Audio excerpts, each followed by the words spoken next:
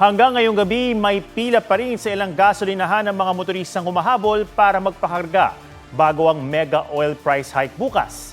At panggaman na naman ngayon na patataasin yan ang presyo ng mga bilihin. Narito ang report. Siyam na gabi ng sunod-sunod na binobomba ng Amerika ang Iran. Ayon sa US Central Command, layo nilang pahinain ang military capability ng Iran na ginagamit daw nila sa pag-atake sa mga barkong dumaraan sa Strait of Hormuz. Bilang ganti, inatake naman ng Iran ang mga US military asset sa iba't ibang bansa sa Middle East. Dahil patuloy ang hidwaan sa Middle East, umalagwa na naman ang presyo ng petrolyo sa world market. Kaya bukas, halos 11 pesos ang pwedeng itaas ang presyo kada litro ng diesel. Lagpas 11 pesos sa kerosene at halos 4 pesos sa gasolina. Maximum. Hindi pwedeng lumampas dyan ang increase. Parang bumabalik tayo sa umpisa na naman. Pila-pila ulit ang ilang motorista sa mga gasolinahan. Para sa amin, medyo malaki din eh. Kasi kung let's say 10 pesos akit bukas, di maano yan, mapapile up siya.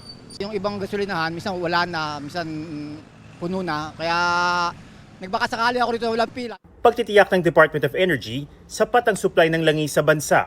We are still above our legally required na 30 days.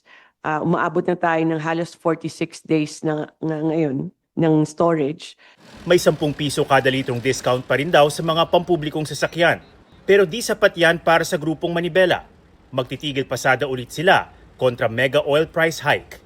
At imbis na pisong taas pasahe na suportado ng LTFRB, 2 pisong fare increase ang gusto nila. Kasi nga yung losses pa namin noong Marso hanggang ngayon ay hindi pa rin kami nakaka-recover dito. Kaya sana mapagbigyan tayo ng ating Pangulo. Pero para sa grupong Pasang Mazda, hindi tigil pasada ang solusyon. Ito po ay pandaigdigang problema. Kanya strike, hindi po ito makatutulong, hindi makapabigat pa ito sa kanilang hanap buhay at sa buhay ng ating mga katsuperan. Sumulat na raw sa Pangulo ang Pasang Mazda, Altodap at Busina para sa hirit nilang pisong taas pasahe. Pati presyo ng ilang bilihin, pinangangambahan ding tumaas. Hindi lang dahil sa oil price hike, no? Tandaan mo, there's a salary, minimum wage hike very soon.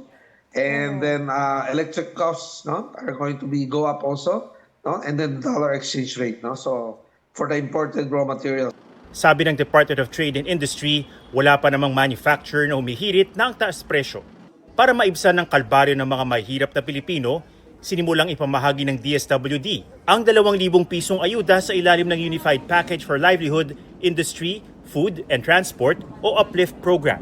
Target ng programa na makatulong sa mahigit 7 milyong pamilya na pinakanangangailangan daw ayon sa 2024 census ng Philippine Statistics Authority o PSA, Community-Based Monitoring System. Umaalma naman ang ilang wala sa listahan dahil nangangailangan din naman daw sila. Kung sakali po sana na mabigyan po siya ng ganong tulong, bibili niya po sana ng maintenance niya po.